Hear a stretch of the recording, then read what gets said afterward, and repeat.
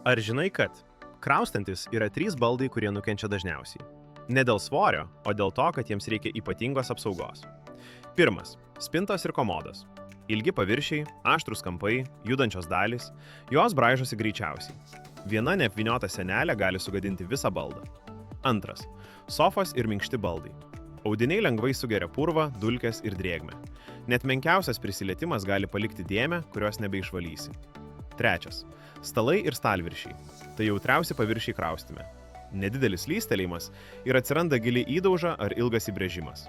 Todėl kraustant svarbu baldus apvynioti, sutvirtinti ir apsaugoti taip, kad kelionės metu neliktų jokio kontakto su aštriais kampais, nešvariais paviršiais ar netikėtais smūgiais. Kai baldai tinkamai apsaugoti, kraustimas tampa saugus, sklandus ir be nuostolių. Reikia profesionalaus kraustimo? Skambink 065 06 1882. Pasirūpinsime viskuo nuo A iki Z.